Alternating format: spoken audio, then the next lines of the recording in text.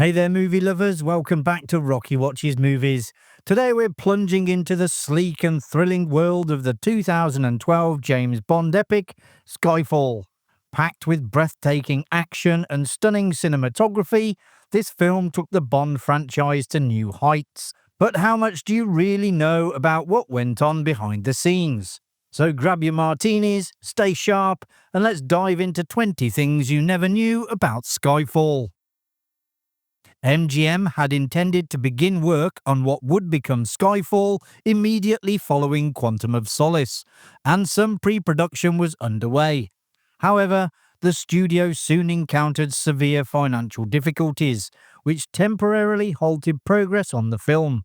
Production was put on hold in 2009 and did not resume until December 2010, after MGM had emerged from bankruptcy. Peter Morgan, known for writing The Queen and Frost Nixon, was among the original screenwriters for the film. He collaborated with Neil Purvis and Robert Wade, who had contributed to previous Bond movies. However, when MGM encountered financial difficulties, Morgan left the project. Purvis and Wade remained, later stating that almost everything Morgan had contributed was ultimately discarded. John Logan was subsequently brought in to rewrite their script, and in the end all three writers shared credit. Sam Mendes had burst onto the scene by winning Best Director for his debut film American Beauty, and had also directed films such as Revolutionary Road and Road to Perdition. It was on Road to Perdition that Mendes had worked with Daniel Craig, an experience that proved crucial in his decision to take on a Bond film. Although initially uncertain about directing a 007 movie, Mendes was impressed by Craig's performance in the role and was keen to collaborate with him again. Early on, rumours circulated that the film would be titled Carte Blanche and would be based on a recent Bond novel by Jeffrey Deaver. Before settling on Skyfall, the film went through several working titles as well. The treatment by Morgan, Purvis and Wade was called Once Upon a Spy, which many considered rather poor. After that was discarded, Purvis and Wade named their screenplay Nothing Is Forever, a stronger option, though ultimately there were no complaints about the choice of Skyfall as the final title.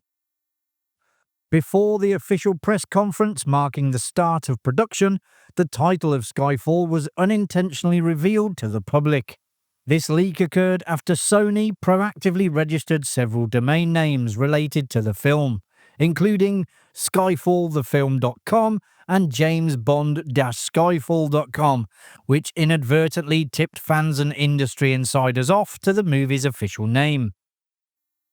The release of Skyfall in 2012 coincided with the 50th anniversary of Dr. No, the very first James Bond film. In recognition of this milestone, the filmmakers considered casting Sean Connery as Kincaid. However, they quickly realised it would have been a distracting example of stunt casting, and the role ultimately went to Albert Finney. Mendes was largely unimpressed with Once Upon a Spy, the version of the film written by Morgan, Purvis and Wade, but the one element he did appreciate from their story was the death of M. That said, the version that ultimately reached audiences was quite different. The name Skyfall is derived from Bond's ancestral home in Scotland. However, the building itself was not real. It was a full-scale model constructed from plaster and plywood. In fact, it was not even located in Scotland, but was built on Hankley Common, a nature reserve in Surrey, England. Komodo dragons are dangerous creatures, which is why they were used as a threat to Bond in the film. However, no real Komodo dragons were involved in the production. The animals were entirely CGI, and Mendes was reportedly so frustrated by the experience that he vowed never to use CGI animals or characters in his films again. Performing a Bond theme song is considered something of an honour, and Adele was chosen to sing Skyfall. The song was released ahead of the film, with the timing carefully planned. It was not only released on the 5th of October 2012, marking the 50th anniversary of Dr. No, but also precisely at 7 minutes past midnight British Standard Time, using military time of course. In Skyfall, Bond disappears off the grid for a period after being shot and seriously injured early in the film. Surprisingly, such an injury is rare for 007. This marked only the second time he had ever been shot in a movie. The first occasion occurred all the way back in Thunderball. This was also only the second time Bond was shown drinking beer on screen, but the first where the Heineken logo was clearly visible, one of the franchise's major sponsors.